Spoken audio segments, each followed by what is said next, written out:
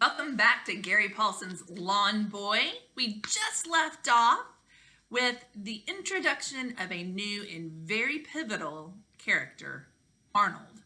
He's a man that lives in town, in the neighborhood with the lawn boy, lives in the richer part of town. He's a round guy with flashy clothes and kind of a groovy man. And he's a stockbroker, meaning he sells shares into companies. He sells stock to investors, to people who have extra money that they'd like to put aside for retirement or something like that. So that's what he does.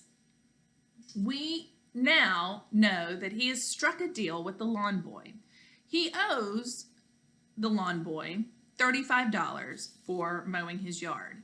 But instead of giving him cash, because he's a little overextended, meaning he's a little short on cash, he has decided to invest it in the stock market for the lawn boy.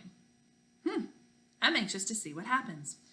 On page 21, we find chapter 4, capital growth, and capital means cash, so capital growth coupled with the principles of product expansion. Let me explain. Capital growth just means that you're growing your money. You're increasing the amount of money that you have. Coupled with, paired with, the principles or ideas of product expansion, meaning sometimes some companies will just sell one thing. Maybe they only sell Frisbees. But if they wanted to make a little extra money, if they wanted to grow their capital, earn more money, they could expand their product that they offer. So instead of just offering Frisbees, they could offer Frisbees and wiffle ball sets, right? They've expanded their product line. I wonder what that means for the lawn boy. Let's take a look on page 21. I mean, I guess you could say that I'm a pretty normal boy, intelligence-wise. I mean, it's true that my parents are very smart people. I mean, maybe not about money, but like in other ways. Like my dad is full of ideas and how to tackle them. He even understands Einstein. My mother can do amazingly complicated math in her head. I'm not like that. Now I can read and I learn things. Like I go to a regular school in Eden Prairie and I get good grades. Okay, maybe good is too strong a word. Like I get all right grades. And with my average brain and my average grades, I lead a pretty average life. When I was small, I played with toys, made models. I sometimes still make models. Like I went through this massive video game phase and I still like to play them every now and then. I like girls, but I can't talk to them. Like not a word. Like I try to be nice to everyone and polite to old folks and like old folks, like people over 20 or 30. Hey, what? That's not very nice. I'm old. Okay, anyway. So there's nothing to explain so there's nothing to explain what happened to me that summer. It's easy to say it was all just luck. It's hard to believe that there wasn't some kind of force behind it. After meeting Arnold, I wasn't sure exactly what he was going to do, but 2 days later, I mowed his lawn and he told me that he would buy me not $35 worth of some kind of stock, but $40, which was the original amount that I had wanted for mowing his lawn. You're right, he said. It's a fair price. I bought you a stock in a small company that makes coffins. They're just starting up and the stock is going for 50 cents a share. Coffins?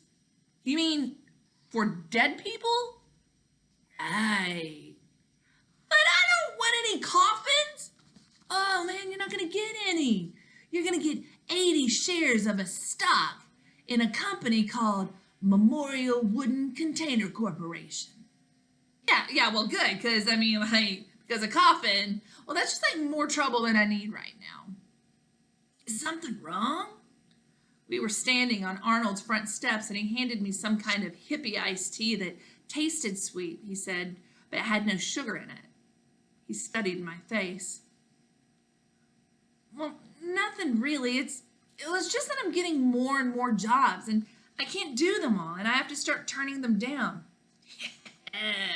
Supply and demand, Arnold nodded. It's groovy, man. It's like the very nature of the concept of the economic structure. You just need more mowers, more people to meet the growing demand.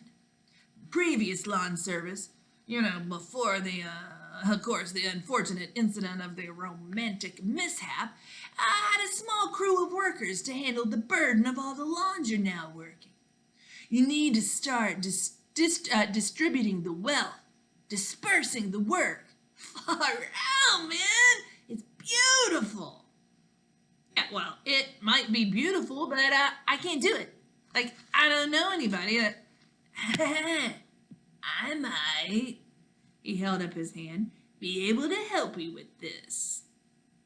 Help me mow lawns? Even his smile looked around. I'm busy, but I've done some investing for a man called Pascal. He knows a lot of people who are always looking for work. Yeah, he's a good, reliable person. Known him for years. Can you come back after dark? Well, sure, I suppose, but not real late because my parents want me in by 9, but alarm bells were ringing in my head. Why only after dark? Pascal looks after his kids during the day. When his wife comes home from her job, then he goes to work. He mows lawns while people are sleeping? Arnold shook his head. No, man, he does the other work that isn't so noisy, like trimming and fertilizing, that sort of thing. Quiet things that won't wake the neighborhood. In the dark? He wears a headlamp. It's ingenious, really. I admire his creativity in the face of opposition. Entrepreneurship at its finest. There are no impossibilities, just hurdles to overcome. Is it, safe? Kenny Haverston's uncle said that he didn't like half the things he saw in the daylight, and that there was a very good reason for being afraid of the dark. If we were supposed to be out in the dark, Kenny Haverston's uncle said, we'd be born with night vision goggles on our heads. Man, Pascal is honest, which is really what you wanted to know, and yeah, he's safe.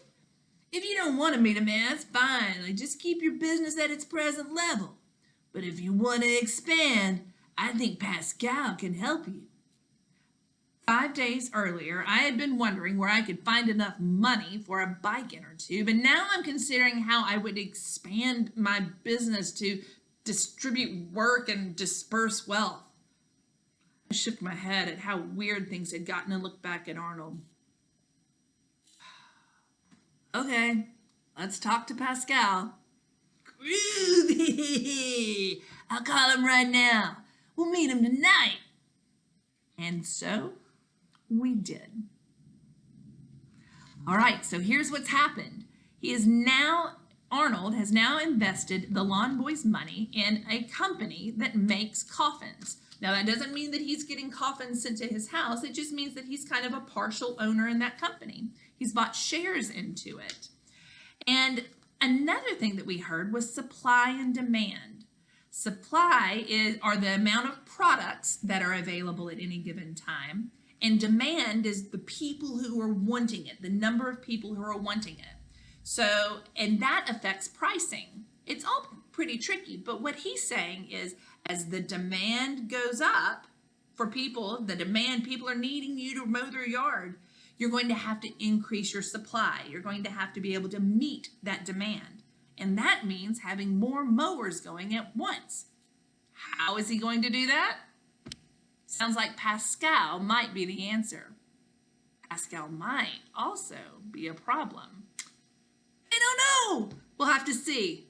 I'll see you in the next chapter. Maybe we'll find out.